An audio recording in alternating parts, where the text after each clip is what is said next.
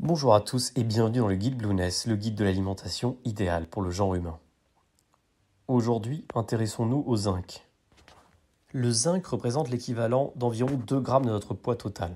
Cet oligoélément se concentre davantage dans les muscles et dans les os. Sa présence dans toutes les cellules est indéniable avec un taux élevé dans le sperme, les glandes surrénales, la prostate, la peau, les membranes de l'œil et certaines parties du cerveau, ainsi que le pancréas.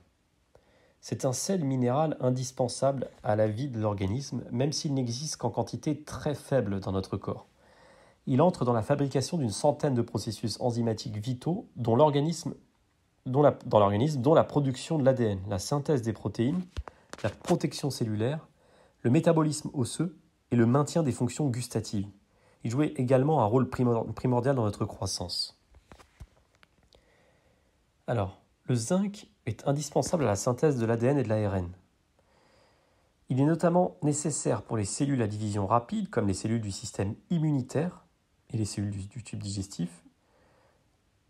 Et il assure également notre croissance et notre développement depuis la grossesse jusqu'à la naissance, durant l'enfance et même jusqu'à l'adolescence. Il nous faut un bon apport en zinc pour assurer le bon fonctionnement de notre système immunitaire.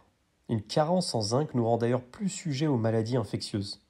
C'est pour ça qu'en ce moment, il revient particulièrement sur le devant de la scène. La vulnérabilité et le déclin des fonctions immunitaires chez les personnes âgées sont même parfois liés à une carence en zinc. Le zinc est aussi indiqué pour réduire la durée et la gravité d'un rhume, ainsi que les symptômes de l'acné. Mais alors, quels sont les bons apports en zinc ? En général, un adulte normalement constitué a besoin de 12 mg pour ce qui est des femmes, à 15 mg pour les hommes de zinc par jour. Dans certains cas, un supplément de zinc peut s'avérer nécessaire, notamment chez les personnes souffrant de problèmes de peau, les sportifs ou encore les femmes enceintes et allaitantes. Pour les adolescents, les apports recommandés en zinc oscillent entre 11 et 14 mg par jour. Chez les femmes, les apports recommandés sont de 7,5 mg pour une alimentation riche en produits animaux et jusqu'à 11 mg pour une alimentation plutôt riche en végétaux. Et chez les hommes, il est généralement recommandé environ 9,4 mg pour une alimentation riche en produits animaux et jusqu'à 14 à 15 mg pour une alimentation riche en végétaux. Quels sont donc les aliments riches en zinc ? L'huître est la principale source de zinc. Elle en contient 70 mg pour 100 g. Les besoins en zinc seront comblés par la consommation entre autres de crustacés, de viande rouge, de céréales complètes, de jaune d'œuf et de légumes. En général, l'organisme absorbe entre 15 à 40% du zinc présent dans les aliments. En général, le zinc d'origine animale est mieux assimilé, donc jusqu'à 40% d'assimilation. Vous retrouverez d'ailleurs la liste de tous les aliments riches en zinc directement sur le site Blueness, mais pour vous en citer quelques-uns, vous retrouverez donc, nous l'avons dit, l'huître, le foie de veau, le bœuf, le pain de seigle, le morbier, le steak haché, le foie d'agneau, le crabe, les noix de cajou, le comté, le veau, les noix de pécan, le pain aux céréales ou le pain complet, le jambon, les œufs, les lentilles, les haricots blancs ou encore les pois chiches. En somme, pour la plupart, des aliments relativement recommandés dans le guide Blueness pour soit leur apport faible en glucides simples, soit leur apport en bons lipides. Alors, quelles sont les causes, les symptômes et les risques d'une carence ou d'un excès en zinc ? La carence en zinc est plus fréquente chez les végétariens, car le zinc d'origine végétale s'assimile moins bien dans l'organisme.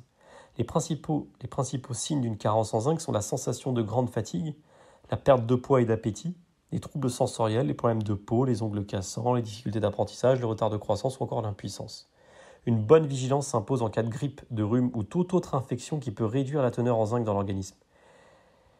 Mais les principales sources d'une déficience en zinc concernent essentiellement un apport alimentaire insuffisant ou encore un trouble de l'absorption digestive.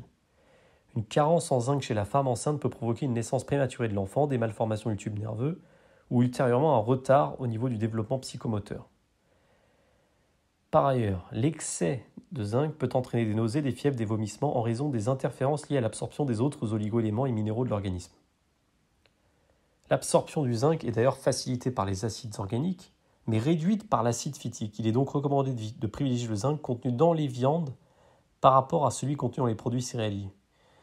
Certains médicaments réduisent également le taux de zinc, comme les contraceptifs oraux, les anticonvulsivants, l'hormonothérapie de remplacement ou encore certains médicaments vasodilatateurs. Toute prise de supplément de zinc requiert absolument la consultation préalable d'un médecin. Certains multivitamines n'en contiennent pas, quand d'autres en contiennent, mais à des doses couvrant les apports journaliers recommandés, environ 10 mg. Et enfin, il en existe certains qui contiennent jusqu'à 150% des apports recommandés. C'est la raison pour laquelle il ne faut pas cumuler plusieurs compléments alimentaires ou supplémentations sans l'aide d'un médecin. Ce sera tout pour le zinc. À très bientôt dans le guide Blueness.